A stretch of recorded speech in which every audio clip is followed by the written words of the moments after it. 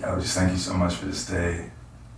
Thank you so much for life and all the ways you continue to show us life, God, through our walk, our day-to-day walk. Just thank you so much for all the guidance that you continue to bring us. We thank you so much for our lives and all the ways you continue to show us how to live, God. I'm so honored to have this life experience, and just pray that you continue to show us how not to take it for granted, God, how to cherish it, but we how to respect it, how to love it, how to be receptive to it, God, and how to also nurture it and give to it as well.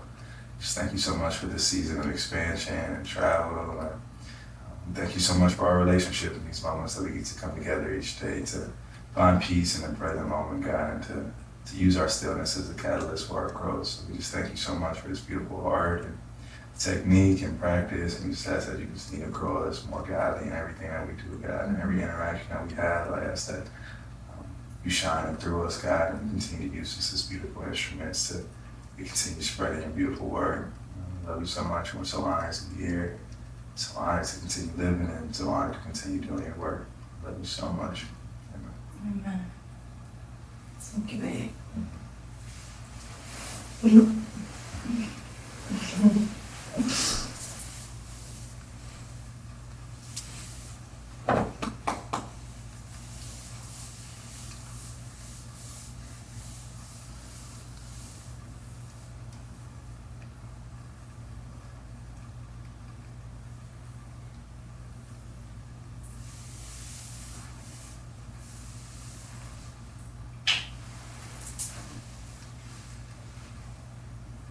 Alrighty.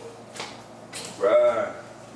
What's up, y'all? Yo, yo. Happy New Year. Happy New Year. It is January 5th, the 5th day of the year, and we're going to start our new year with a detox from Arden's Garden, which I'm super excited about. And I think that's like my favorite part of our relationship is just the fact that whatever crazy thing I want to do as it pertains to health, wellness, getting closer to God, getting closer to ourselves, you are willing to meet me in that. So when I brought the idea of the juice detox, he was like, we gonna detox. Yeah. So what are you trying to get out of this? I think more than anything, just creating more intimacy and us moving through challenges together.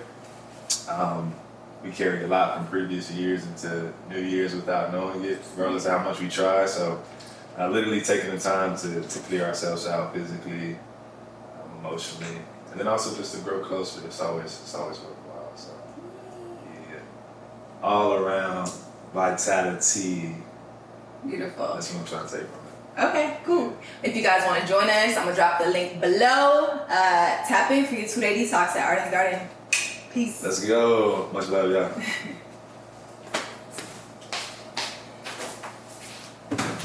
My fiance Christian is teaching me how to swim, and the experience feels like a metaphor for our relationship.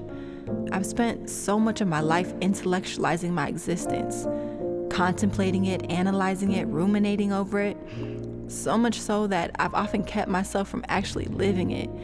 But this season is asking something different of me, a new way of being, total embodiment. Swimming is teaching me how to inhabit my flesh, how to move with the flow, how to feel the subtle undercurrents of energy. When to stroke, when to kick, when to push, when to surrender, when to allow, when to move swiftly, when to slow all the way down. I'm quite literally in the deep end of this spiritual journey, and here there's less space for thought. It requires presence, sensitivity, and awareness of what is intangible to the mind but unmistakably felt by the heart. As I learn to swim in these waters, I'm also learning to swim in the cosmic waters of life, in the quantum waters of creation, in the primordial waters of the womb, the place we all come from, where we are continually being remade in God's image. These swim lessons have become more like life lessons. Christian teaches me how to feel with my whole body, and I teach him when to come up for air. Ready?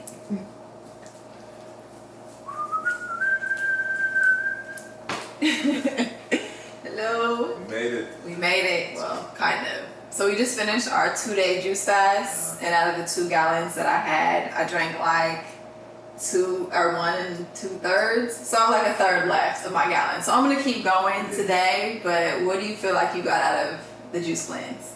I think it was a real opportunity to release some trauma, honestly. Yeah. In a different way than you may think. I think early on, when I was young, there was a lot of times where I went without, literally, like was hungry. And moving into adult years, that's just been a constant place of resistance in my life. Whatever I gotta do not to be hungry, you know. That was overworking, over-consuming, trying to prove myself in ways that were inhibiting me from just being healthy or just being present, being happy. It gave me the opportunity to choose to go without for a moment, to reconcile those times where I didn't choose to go without and had to still sit in that. So getting to voluntarily sit in that and move through that and be grateful for those moments, and to be grateful for hunger, even, and how that reignites your intention moving forward into whatever endeavor you're going into. So that was dope for me. I appreciate that. What about you? Beautiful. Yeah, I think just bringing awareness to the hunger, recognizing that even though it's this biological need, there's still this habitual thing that's tugging at us that goes beyond just satisfying and doing what we need for our bodies. It becomes this kind of like entity that pulls us when we need a distraction, or when we're bored, or just, whenever. And so just bringing awareness back to that feeling of hunger, and really making it a choice rather than a habit. Right. So. Yeah. I feel good and proud that we started the year this way. Super glad that we did it. Yeah, and just a special shout out to my brothers, all the men out there. You're not too strong to do a juice fast. Please tap in, man. It's worth it. It's worth Period. it. Okay.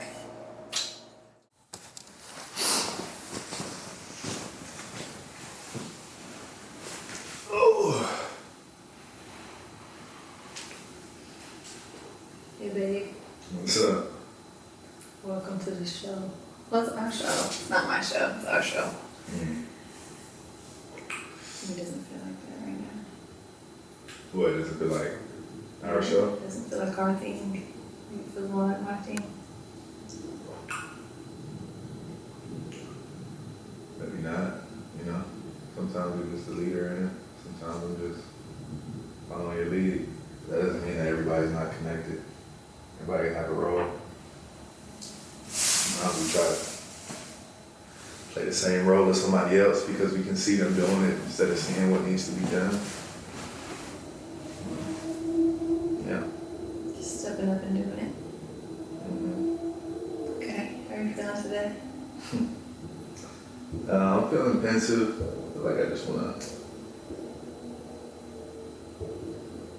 to rest. I think I had a download earlier this morning that a reminder not to forget about stillness. Working and hustling and striving and creating is all good, but all direction comes from a still place. And You feel like even with meditating twice a day? yeah, that's stillness and practice. there's also something really important about being like bored and having nothing to do, or just choosing to do nothing. Meditation is still something you're doing. Yeah. We're still sitting there in awareness. You like place a limit on it, like there's a container. Yeah, it's like you're doing something, you know, at the end of this hour is when you finish. Yeah. Still an activity, still subtly something to check off. It's like working out, but just sitting outside,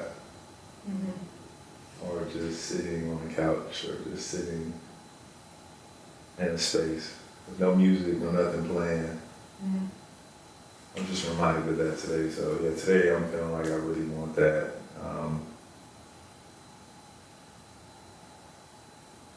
Yeah, just trying to find ways to create that amongst everything else to get done. Why do you feel like that's been a challenge or been a challenge?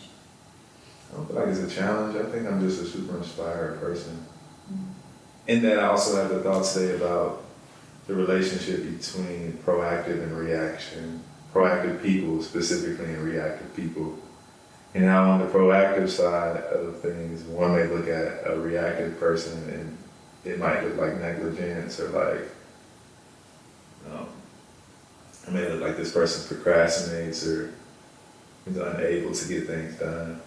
And on the end of the reactive person, they might look at the proactive person and look like they're doing way too much. And sometimes they just need to sit back and let things come to them. And so for me, I'm just a proactive person, you know. I think a lot of my life, early on years, I was just waiting for something to happen, waiting for somebody to come save me, and then I realized that nobody was coming. And I developed this really strong muscle of seeking to be ahead of the curve, being proactive, looking for things to bring to the table, looking for things to do. And here I am in a relationship with somebody I would consider more reactive. You know, I feel like you respond to things versus looking at things to respond to, you know. And so yeah, I don't think it's a challenge necessarily because the root of who I am has been like it's still, I come from a small town, like all we had to do was to be still and to be bored, you know. But then yeah, I moved to the city, I started finding my own wings, I started saying, oh man, I can do whatever I want to do. The world is my canvas, and now I'm just so inspired. It's hard to stay still because I'm so inspired by life and all the things that I can potentially create here. Driving from the gym, I'm looking at the church, I'm looking at the road, I'm looking at all these houses. And I'm like, man, we're really living in this thing where you have churches that people can go to on Sunday and get their like dose of salvation or try to find God.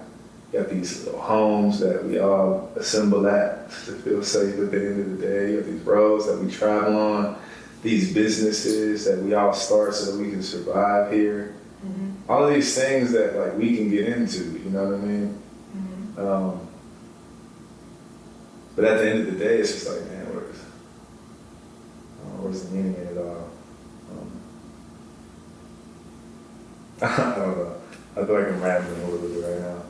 I think the whole sentiment I'm trying to make is that today, I'm trying to find ways not to necessarily feel like I have to be proactive because I'm excited about all the things I can create. And just kind of sit in a space of reception and actually see where that aligns me, you know. I want to go back a little bit. I don't know, struck a little chord. Yeah, I guess maybe I felt a way being in a relationship with someone who's more reactive. Yeah, you can move it. You got to push the spot. You feel like there's still there's value in that? I have a few different questions. I feel like A, is there value in reactivity? B, are you able to distinguish, or is there something to distinguish between reactivity and receptivity, and C, can there still be compatibility in that between someone who is more proactive and someone who is more reactive? Yeah, I think polarity is the most important thing in relationships that I feel like we have forgotten, because a lot of us, just really want our needs met. We're just so deprived. We're so deprived that we're not even thinking about balance. We just want to be related to or seen. So yeah, I think a proactive person should meet like maybe a receptive person. Maybe that's a better word than reactive. I think maybe receptivity is the more mature version of reactivity. But I think it's important to be receptive or reactive or responsive maybe, because if somebody's blazing the trail ahead, they might not necessarily recognize like what's being done on the back and tail end of that. So where you might be able to recognize this thing prompts these things, this is what people respond to, and be able to communicate that. I might be looking for at the things that people aren't aware of and maybe responding to those things. But both are important. It's just like pre versus post. I just feel like you have more of a post awareness of situations. And I might forecast or have a pre awareness of like, these things are coming up. Like I'm looking down the road, and you might just be looking at the road at times. Even us driving, if a car was just like jerking, you might be like, but I'm like looking at the next couple of cars past that car, like, okay, if this car does spin out of control, like, what's my second and third move past this? Okay, I got it down, like, I'm good. Whereas you're like, this car is coming, this could destroy everything. It's like, I've already kind of prepared myself for like the next couple of moves down the street. So I do think they're compatible, because at times I might not necessarily place as much value to how people respond to something that I do, because like my intention is pure. And I might recognize that they might not even recognize what I'm doing until a couple months down the line, or a couple of years down the line, or a day or two, Yeah, I think they're super compatible. I think they bring balance to each other, That's good. Yeah. Okay. I guess we'll get into some questions about healthy love. Why are you rolling your eyes? Why do you look like that? Okay. I'm in my receptive bag. You're in your receptive bag? Okay. Why? Well, I am curious why that phrase might cause like I saw something, why it might cause a reaction of sorts. I don't know if it's the phrase or the idea of it, or what. I'm just curious about the energy that moved you. Yeah, what are you talking about? So when I said let's ask some questions about healthy love, you're like, nah, it's cool. Yeah. It's cool. I mean, these conversations we all have, obviously, like, we're recording ourselves having a conversation, so it's like, all right, let's get into it. Okay. I mean, yeah, I don't want it to feel like, I think the name healthy love implies that there is like some parameter around what is to be talked about or what is to be felt, or like an expectation around showing up.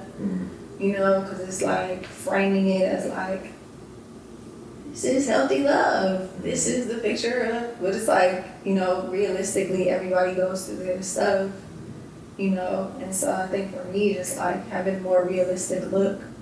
And I think the healthy part is like in the communication. It's not in the perfection. It's in the ability to just like bring it to the table and get to the root of things, bring awareness to them. Alchemize the shadow and turn it into light, turn it into more power, turn it into more intimacy, more closeness. So, Yeah, what does healthy love mean to you?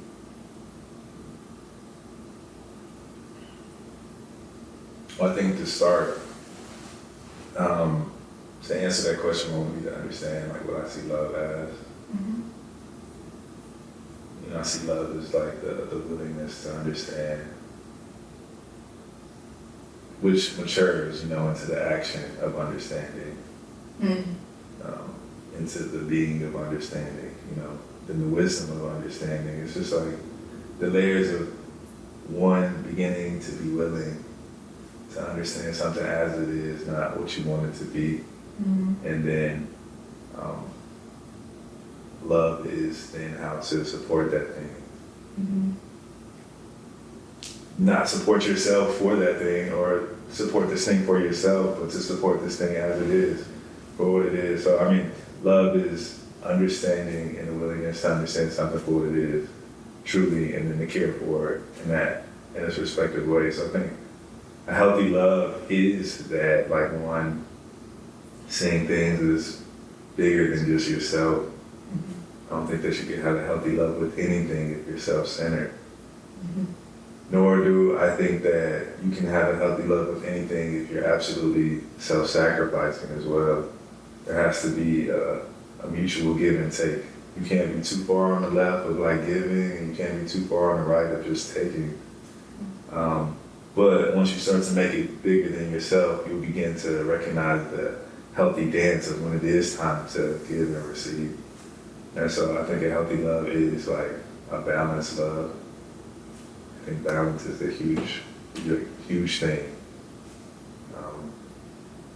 I also think, like you said, a practice of sustaining healthy balance is being able to communicate or regulate in real time through communication, both verbally and non-verbally. I think managing expectations is a huge skill set to have in sustaining healthy love. It's like understanding what you're expecting. It's like you wouldn't expect a cow to just jump over a building or a moon. You wouldn't expect a lion to just live underwater.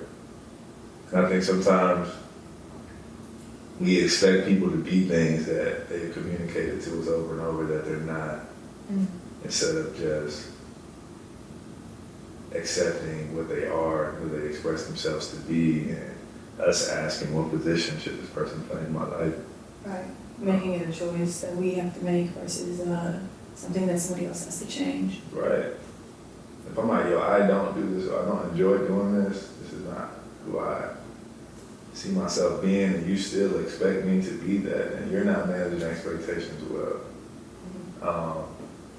And I think if two partners aren't managing their expectations for their partnership or their partner well, then that can create instability in relationships. So I think managing expectations is super important with healthy love. Always honesty, and even deeper than honesty, because honesty is relative to where you're standing. You know, I'm looking at something behind you right now that you couldn't see, and somebody asked me I don't know, what color is the house, and we got a green wall behind you, and you got a white wall behind me. You're gonna tell me a different color, and we're both telling the truth. Yes, still we're both lying. That's honesty. Honesty is based on perspective, but transparency, I think, transcends honesty. Because there are so many things that we don't even see about ourselves, but if we're willing to just be openly seen, then in relationships, both intimate and just platonic ones, we'd be able to sustain a healthy understanding of each other. Because we can see each other, we're allowing ourselves to be seen. Yeah, maybe there would be less to be talked about, and more would just be understood. It would make room for empathy, truly. I think most of us, especially the people who act the hardest, most resistant and most agitated, they're the ones who want to be seen the most. Yet, because of maybe prior circumstances, have not allowed themselves to be out of protection, rightfully so, understandable. At a certain point, you have to understand what you're asking for, and you got to be willing to show up for that as well. hurt a little bit. You might have to just sacrifice. You know, you might. Yeah, vulnerability is not easy necessarily, or to be seen is not easy necessarily. Yeah. To be corrected, it's not easy necessarily. You know, like yo, you got a piece of spinach in your teeth. It's like there's so many different ways that you can respond to that. You know, healthy love is like thank you, thank you. Like I'll go grab it. I don't hate you for telling you that. I love you. Here we are communicating in transparency. This is what's going on right now. But you can either choose to keep it in there or you can take it out. Through love, I've empowered you to make a decision. Now it's on you. I would advise you to take it out, you know, for both of our pleasure. But yeah, that's to each person's discretion. But yeah, I think healthy love is letting everybody be them, you know? Accepting everybody for who they are. And once you are able to see somebody, You decide where you place yourself. Yeah. Versus in that orbit. Projecting onto them that need to change. Right. Now if somebody's asking for help though, also, you know, there's places to hold them accountable for the things that they're asking for themselves. But again, not trying to change a bird into a lion. You know, but if a bird is just walking on the ground every day, it's like, all right, bro, you are an eagle. Like, I'm gonna challenge you to fly because I see you, see who you are. And, you know, if you meet a bird with a broken wing, you know, it's not to just, tell this bird it's a bird because if he flies away, then who am I gonna be? He's gonna leave me. Right. Versus like, nah, I see you, and I'm gonna like do everything I can to get you back to you, and I'll trust that once you fly, you're gonna like expose me to a whole new world, you know? And I think a lot of the people are in this space where they're trying to put ceilings over their partners because they fear that if they were to expand into all that they would become, they would leave them in the dust. And so people don't give their all to relationships. They don't invest fully. They don't give it everything they got. Give it their all in terms of fostering their partner's capabilities. Exactly. Because suddenly, like, they feel like they're injured. Exactly. Inadequate. Happens all the time. I see it a lot. But the goal is, man, if you're doing a good job, like, people will outgrow you. Yeah. But the real goal is, like, you keep growing. For sure. They outgrew you last season, but now you're a new you too. Yeah. That's something I think about a lot, like, in terms of our relationship. Like, even when things are difficult, just this idea of, like, walking each other home, and this idea that this contract that we've entered into extends beyond just romance or intimacy or fun or pleasure. Like, it's also helping each other to do the work of evolving our souls so that we can become the greatest expression of ourselves. And we are in service to God through the love that we have for one another, through the care that we take for one another. You know, I think going back to just like how you define healthy love, and more specifically how you define love, and you know, I think Bell Hooks like really said it when she said it's like really caring for somebody's maturation, really seeing who they can be and helping to foster that, helping to prompt that, helping to promote that. I think people stop at love as a feeling.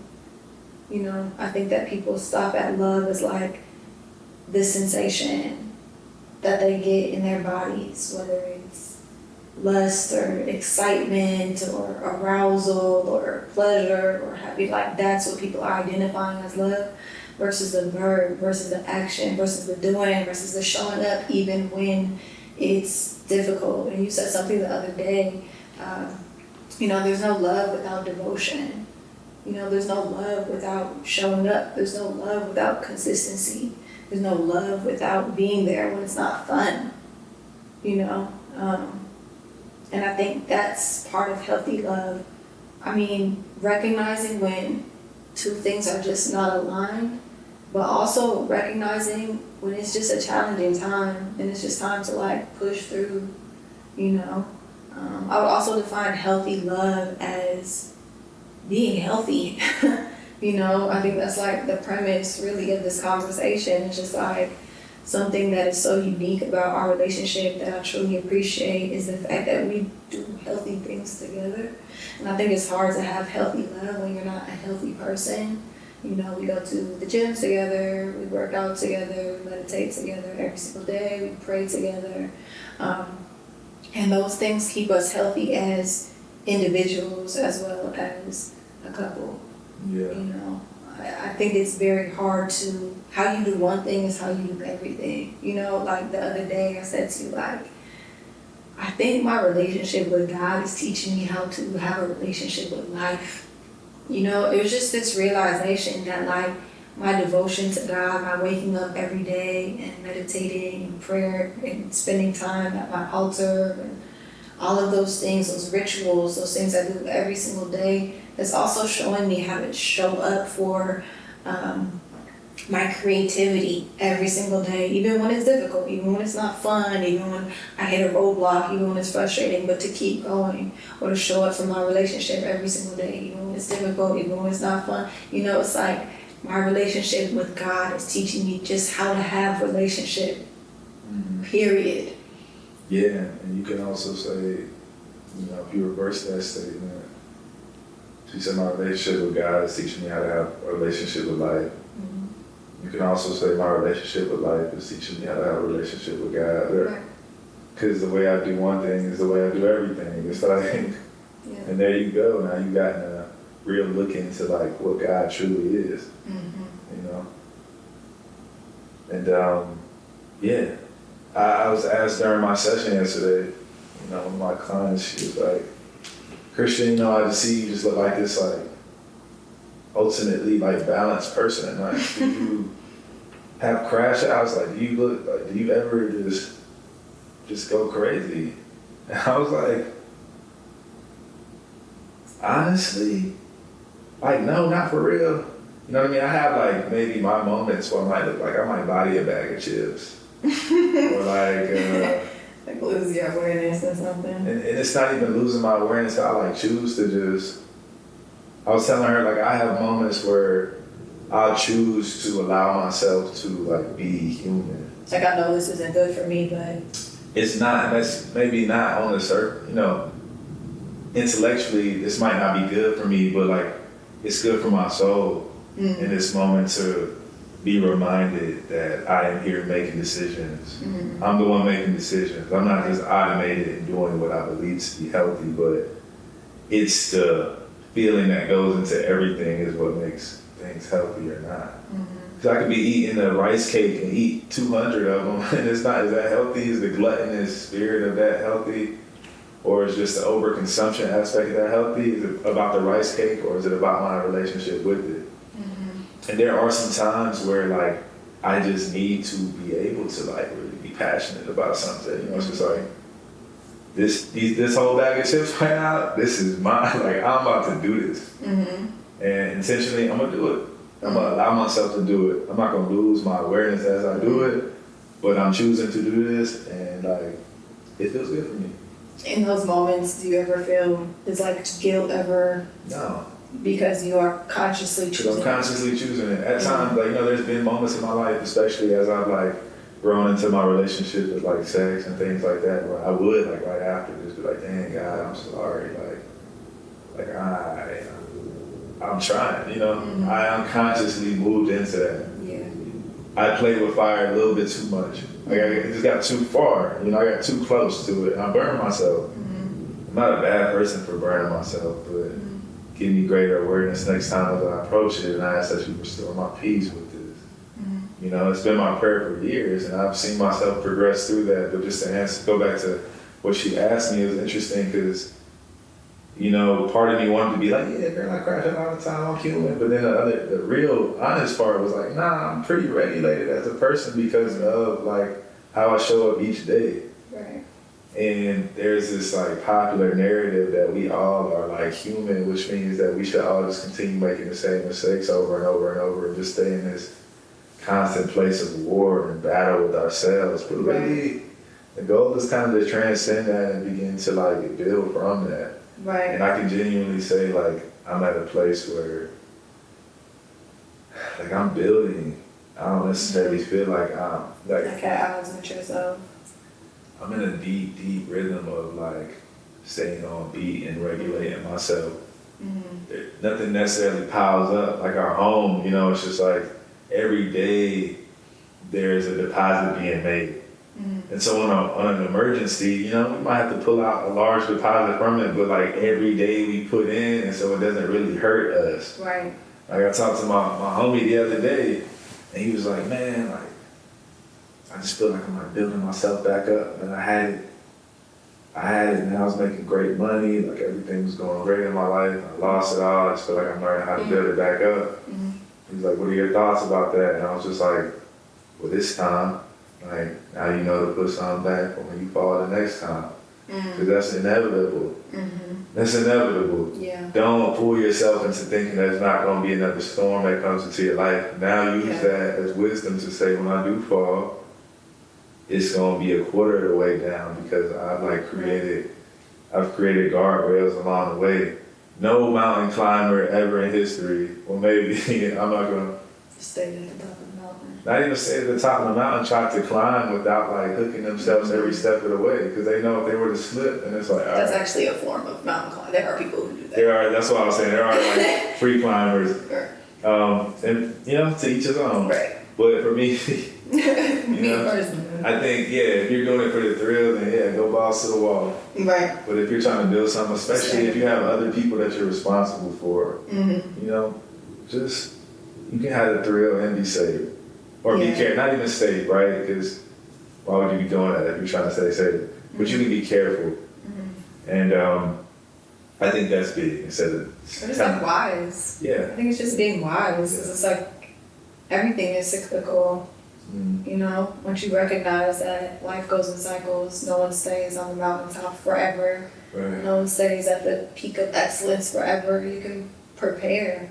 And you can continue to evolve and rise in that ebb and flow motion. But the moment you try to control one thing and make it the only experience that you have, then you've stopped life. Right. You know, you're living unnaturally. You know, so better to prepare as a form of nervous system regulation or trying to be safe than to try to freeze things. Right. You know, that's when you get stuck. I think there's two ways that people can go about trying to create safety. And it's like, the better way is to just flow and be proactive, look ahead at what's coming, than to try to dam things up, you know, create blockages in their lives. Yeah, just hoard them just in case of an emergency, just in case it's like, Right. yeah. Develop the skills to manage things versus just trying to protect yourself from everything. We are here to live. Yeah. Yeah, don't just isolate yourself from life trying to live. That don't make no sense. Right. Get better at living life and trust that every time you fall with awareness, like you'll learn how to stand better. You know? Like I wrote it in a song a while back. I don't remember the exact lyrics, but the sentiment was like last time I fell for you, this time with wisdom, I'm gonna stand for you. You know? Yeah. And that's huge in life. It's just like, if I fell for it last time, then let's believe next time I'll stand for it. Because now I understand. Right. And let's not live life not seeking understanding. And I think a lot of people kind of move in that way. But in everything that you do, it should be a cumulative learning that happens. It's like, okay, that didn't work last time. Let me see how let me do something a little different this time. And maybe this thing worked last time. Let me still do something a little different and see like what does and doesn't work. You know, it's worthwhile for the learning. Yeah, it reminds me of, I keep bringing this book up called Anonymous. It's just, it was really impactful for me, but, you know, the idea of like the iceberg theory, which is like 90% of the iceberg is underwater and only 10% is visible above water. And then applying that to like Jesus' life, where 30 years of his life were unseen, unapplauded, unappreciated, and hidden. And he was only in the public eye for 3 years, and yet he's the biggest public figure to ever exist, the most well-known public figure to ever exist. And the idea that what Jesus was doing in those unapplauded, unseen years is the reason why in his visible years he was able to make the impact that he did. Because of the cumulative effect of the decisions where God was preparing him, prepping his soul, testing him, even the 40 days and 40 nights that he spent in the wilderness where God was testing his appetite with fasting, testing his desire for approval and applause, testing his desire for power and influence. You know, Satan came to him, which to me I believe is the ego, the shadow part of ourselves that we don't look at, you know, that has grown into this manifestation of this entity that, you know, is tempting us into whatever we are unconscious of within ourselves, whatever desires we are unconscious of within ourselves. But if we can make ourselves conscious, like after reading that book, I journaled and I was like, okay, what areas of my life am I seeking approval, applause, validation, influence? You know, how can I make myself as aware of these things as possible so that when I'm out in the world, in the battlefield, I can feel when I'm being tempted, and I can weigh my decisions based on, is this a God thing or is this something to satisfy my ego because it feels good or it looks good or it offers me something. But you know, just to take it back to the cumulative effect of those choices in the unapplauded and unseen times allow you to then not crash out. You know, it's like now I'm regulated because regardless of what comes my way, I have enough inertia and momentum moving in a certain direction. I've practiced a certain way of being long enough that even if something that was completely foreign came into the picture, I would probably just still move through it in a similar fashion that I've been moving through it. Right. You know, Jesus had 30 years of moving a certain way. And so when visibility arrived, it was like, well, this is just how I am. Right. I'm going to continue moving this way. Right. You know, and I feel like personally I've been in that place like the last couple of years, leaving LA, moving here, maybe not having like the same access or visibility when it comes to the industry, but I feel God deeply working on my spirit so that, you know, in the ebb and flow, when the next iteration of Ebony is reborn and revealed to the world, I'm so much more rooted and grounded in myself. Mm-hmm. Yeah, that's so important. Super duper important. Yeah, just balance is everything. Yeah. And balance is not that you will never tilt on one side or the other. Right. It's just like you have the self-awareness to know where you are on that tilt, and you can bring yourself back. Right. Yeah, I think it goes back to the devotion too, where it's like the daily showing up when nobody's there to clap for you allows for the showing up, for the clapping to not even matter. Right. You know, right. Whether the approval is there, whether the lack of approval is there, I'm still showing up. You know, and that's what relationship with life, relationship with God, relationship with my creativity, relationship with you is showing me. Mm-hmm. Yeah, I think one needs to understand, like, when speaking about healthy love, if you can take away the titles from it, you can take away healthy love is a relationship, or this healthy love with life, period. Like when you go outside and you brush against the bush, like how do you feel about it? You know, when you take off your shoes and you put them up, how do you feel about it? How are you caring for it? All of these things are life. Mm-hmm. And really, if you can just practice throughout your day the care for life, healthy love with life, that will naturally translate into your relationship with God, because it is God that you're interacting with 24/7. Right. It will naturally translate into your relationship with significant other, yourself, your business, all of these things. Because, you know, where we are in society, where people have all these manifesting words mm-hmm. that aren't attached to any kind of feeling, and wondering why things aren't happening, because we don't manifest from the words. Right. a spell without any kind of energy. It's just it's just nothing. Right. It's just an empty shell. A gift box with no present in it, and you gift it to somebody, they're excited unwrapping it, and it's just like, it's okay. Yeah. But if there's something in there, then that would complete the exchange. The word is the container. The word is just a container.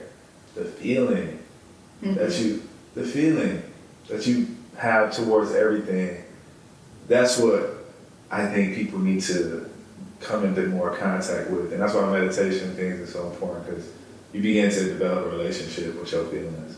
And then you can be able to identify, like, dang, my feelings towards this part of myself, this part of God, is traumatized, is tarnished, jaded.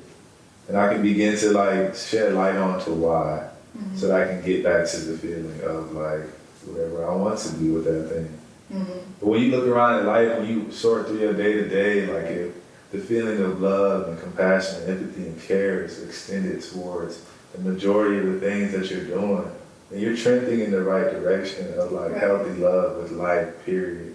Right. If there's a lot of malice or judgment or ill will that you're, like, exchanging with the things, regardless of what it is, you know? Yeah. Regardless of what it is. Like, it's very rare that you can go to work, hate your job, be fighting with your coworkers, be in complete disharmony, and then come home and have like this. Or like, you know, your plants are dying, you're not caring for them, you don't water them, your house is dirty, but this is good. Right. Or like, you know, your pet is neglected. Anything. It's like how you do one thing is how you do everything. I feel like that's the theme of the conversation. It's just like devotion, which I feel like is just presence too. You know, it's just like it's when you're in a present place, there is an automatic connection, an automatic love, an automatic care that takes place. Yeah, when you do, I mean, again, how you do one thing is everything. And who's I having a conversation with? Trey, well, my homie. Yeah, shout out to Trey. Yeah, he was just like, Christian, I just don't understand how you do all these things. You do so much. Like, I just don't get it. And like, you're doing it all really well. And I was just like, bro, because how you do one thing is how you do everything. Like, I genuinely care, for real. Not even just because of the result that I'm intending on receiving from it. Right. I have, like, really worked on caring about things.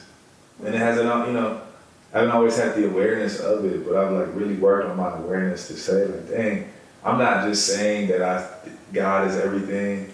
I'm not just saying that on my words.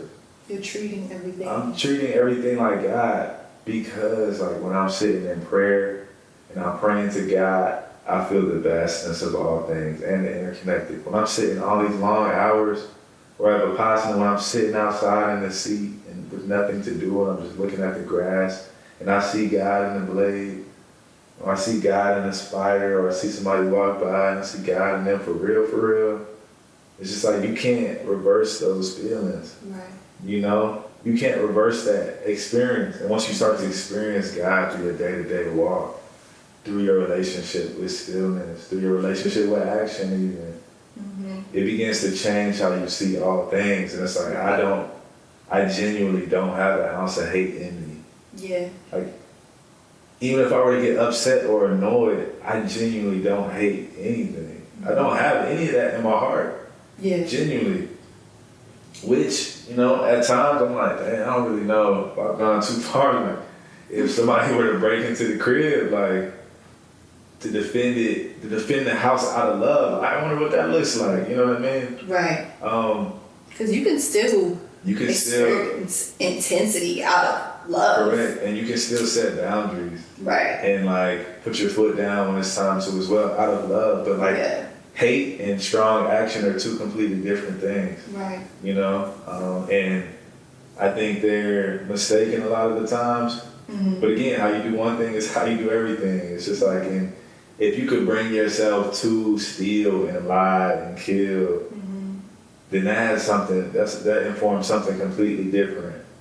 You know, and that's why I'm so sensitive to things like that, because how you do one thing is how you do everything. If that's in you, it's in you somewhere, and there needs to get to the bottom of that. You know what I mean? And you know, even with myself, when I like might over exaggerate something, that you know, I come to myself like, all right, bro, like, why did you feel like maybe the truth in its natural nature wasn't enough here?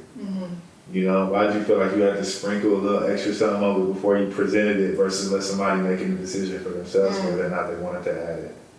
You know, all of these things that you continue to come into contact with as you like develop self-awareness and self-love, which matures into the opportunity to love those things around you as well. You know, so yeah. Beautiful. Yeah, I think hate is. It's hard. It's impossible to hate anything outside of you if you don't hate anything within you. It's impossible, you know, to come to a place of just judgment and hate, unless that's something that you feel toward yourself. That's really all it boils down to. When you look at any person, and you're like, I wish they were like this. It's just you wish you were like that. Yeah. You know, even in moments. Sorry, what were you gonna say? I mean, even the things I get frustrated about, like with us, in our relationships. If I'm really being honest with myself, I'm just sensitive about it because it's something that I'm dealing with. Yeah. Or it's just something that I'm genuinely trying to work on. Right. Like, you know, if I ever get frustrated with you about like having your IRA or like just planning for the future or thinking financially, it's just because like I'm sensitive about it because I've seen the implications of it. And ultimately, I just want to continue growing in that. And I'm sensitive about it because it's something that I'm sensitive about within myself because I recognize how much it can make or break a situation. I think that also holds true for like the good things. Of course. Not to polarize good or bad, or to categorize, but like, you know, there's things that I like really deeply admire about you that I'm like absolutely sure exist within myself that I desire to cultivate, you know, and hopefully vice versa. I don't know. But it's always the case. There's certain things that like it's just law. You know, say what you want about this life experience. It is organized in a very specific way. It's organized for the evolution of your soul. Even like when we go through our things, I won't say when we fight because we don't really be doing that, but when we have our moments of discord, of disharmony, I'm like, I can pull my awareness back enough to be like, wow, I asked for this. My soul asked for this exact experience to happen in this exact way for my evolution. And in that, I can like find at least an ounce of gratitude. No matter how difficult or annoying or frustrating the situation might be, it's like, wow, this is literally bar for bar what my soul asked for, whether I'm conscious of that or not, so that I can evolve into who I'm becoming. Thank you for sending this person my way, God, who was the perfect catalyst for that becoming more godlike. Right. You know? So. Yeah. You called me into your experience. What you called me here for? Yeah, it's interesting. Yeah. And at the end of the day, we really can only have account of ourselves. Yeah. You know? It's just you experiencing it, really. Yeah, and I know that's like this intellectual aspect of understanding that, but genuinely, you know, genuinely, that's how it works. And, you know, I'll say it to the end of my life, you know, I don't really believe in rules like that, but I do believe in following the law. You know, the law will guide us home. Don't break the law, but like challenge the rules because those are just versions of the truth, you know, and things need to be revised as we continue to grow and learn more about like what we are, who we are here, and what we're here to experience. Yeah. I think like relationship templates are a huge contributing factor to how the human species will continue to evolve. When you speak like laws and rules, how things should be, what's standard, what's expected. It's a rule. It's a rule. Yeah. It's not a law. The law is you are my reflection. I'm here to evolve you. You're here to evolve me. When that contract is over, we move on. Whether that is 20 years from now or the end of our lives, or we might meet again in the next life, you know, and continue working on each other. Right. Who knows what that looks like? But even that, I think, is an evolved perspective. Like, I'm just here to serve God. And me being in service to you is serving the God that exists in you, and vice versa. You're serving the God that exists in me, which is part of the whole, you know? So yeah, just laws versus rules. I think relationships historically have had so many rules, and so many of them are outdated, and I think this is like a time to return to the law. Yeah. The knowing, the true wisdom, the true purpose of coming into a relationship with someone. Right. Yeah, there's no rules, there's no timeline. Yeah. You know, you can choose what rules you want. Like, we got engaged. That's a cool rule. I was swimming today. That's cool. I like that. I like what that represents. Do you subscribe to that? Yeah. Let's get engaged. Let's move into marriage. Let's explore what that looks like for us. For us, Exactly. Yeah. It's like, as you evolve, you should evolve out of the template. You shouldn't just create more or go looking for the next one. Right. That's how you have all these people who go on to college and like they get out and they're like, well, y'all told me if I follow this template, then I was going. Yeah. I talked to my client yesterday, another conversation we had. We were listening to some music, and she was like, man, I'm just scared to tell y'all what I'm trying to make. It was like, why? She was like, because, you know, I don't even know what it is. It's just like if you do this in a pot and that in a pot, this is what I want. And I was like, beautiful.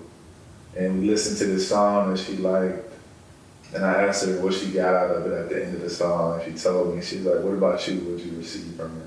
And I was like, it was a reminder to me of how important it's going to be for each person to create their own genre nowadays. I was like, because music is dying because everybody is just following the thing that the next person did versus finding their sound. Right. And we forgot how to find our sound because of accessibility as of late. But you have to create culture, and you have to create experiences to create art that really truly reflects you. Because all the art is just you capturing the moments of your life. And they should be unique to you if you like step outside of just the box. Right. And so, yeah, live your life truly, uniquely to you. Right. Step outside of the box and look what happens. You know, true, like even this right here, this is the genre bending thing. We're in our home, genuinely. I'm like sleepy, like, babe, come downstairs, you want to record a conversation? And I'm like, cool. This don't have to be overly produced. In the ways that we live our lives, it will hold a certain standard and let that reflect through, but there's no show to be put on. We're just documenting our life truly. And for those who are looking for a genuine and real perspective, then we can make ourselves accessible because there's so many people who need guidance to remind them that they have a life that they can genuinely create. That's our biggest contribution as an artist, is to create our lives first, not to just create moments so we can show to other people. Right. Live your life, create your life first, Yeah. create your home, create. I think that's why so many people feel depleted these days, because moments are being created for the internet rather than creating the vibe, living in that vibe, and then allowing your art or your expression to be the byproduct of the vibe. She's like, I'm gonna make this. Y'all like this? Okay, now, but she's not getting anything out of your own life. Nothing. I mean, I think it would be so interesting to do like an anthropological study of this time. I think looking back is going to be so interesting because, like, when we look at how things are made, just like listening to what you just mentioned, like even things like Canva or things like CapCut or just like, you know, TikTok, it's like trends and templates, you know, and it's like, how does that affect us on a social level as well? It's like on an artistic level, we see how that's affecting us, but how do templates affect us on an interpersonal level? How we do one thing is how we do everything. So if we're having templated creative expressions via Canva, via CapCut, via whatever sites and apps we're using to develop our content, then how are we also applying that to our relationships and our expectations for how we show up? How are we preventing presence by trying to apply this overlay or this thing that we saw work for somebody else to our experience? Right. For sure. So a lot of people got standards that aren't even theirs. Right. Preferences that aren't even theirs. Right. They've just seen it and created an idea around Thoughts, it. Yeah. just like what it should be, what it's supposed to be. And I think for a lot of people, as long as it checks the boxes of what it's supposed to be, it doesn't even matter how it feels. It doesn't matter how it resonates to a person's spirit. And even as like a consumer, a lot of people are just okay with being entertained versus being fed. Yeah. Like if we did have this like big production thing, there would be a lot of people who just be like, that's tight, just because of production value. And it would have nothing to do with what is being said, shared, felt, experienced, communicated. It's just cool because it looks good, it's exciting maybe initially, but it doesn't resonate on a spiritual level. Right. You know, and I think a lot of, even in relationships, a lot of people are just okay with being entertained. A lot of people are okay with just being excited, stimulated. I don't even think they're okay with it. I just think they don't have a reference point to what it could feel like. What it could feel like. Yeah, I think that's really what it boils down to. Most people are very underexposed. Right. And so, you know. Having new energies, new templates, not even new templates, but just showing people that there's a choice for them to find their home. Man, yeah. Yeah.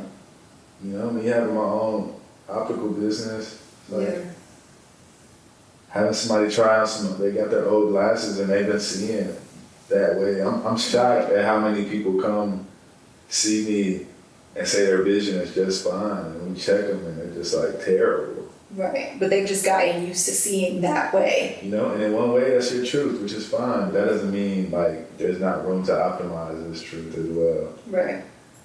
Going back to the idea of like, this is just who I am, true, and I accept you for who you are.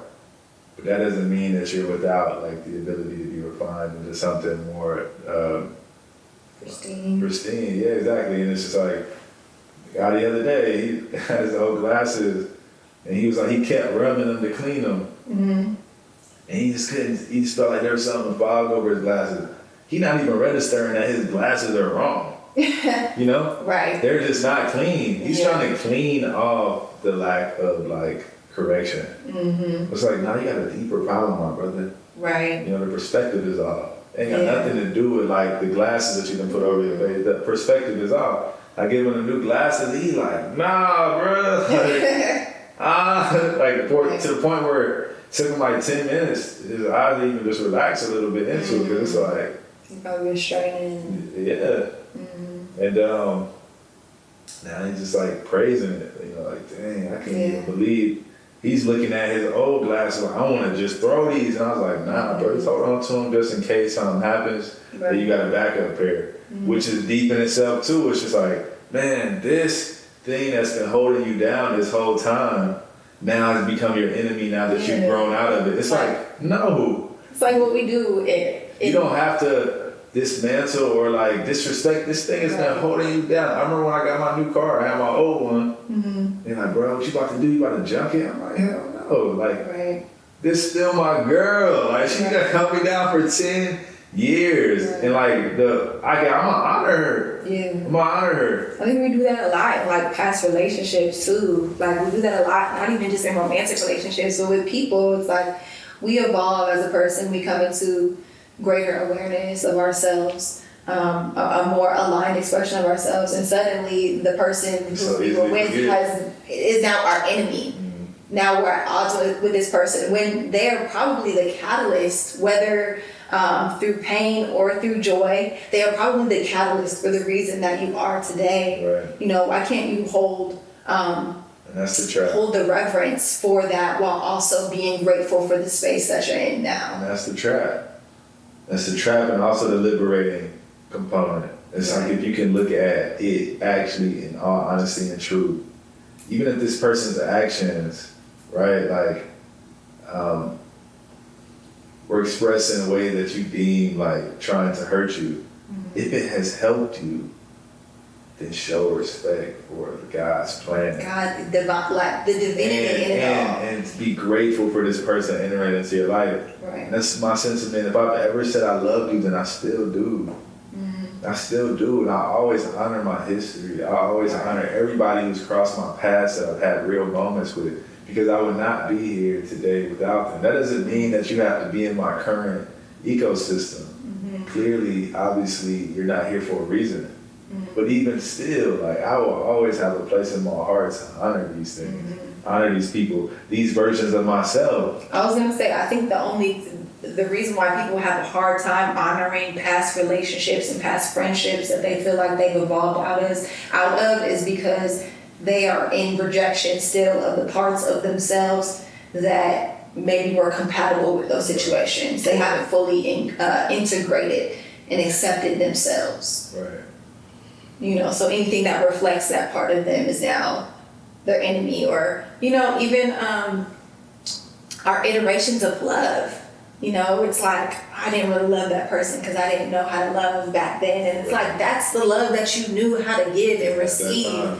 That was your context for love. Yeah, it was real. It was real for you. It's like music, you know? I go back to old songs and it's hard to listen to them sometimes.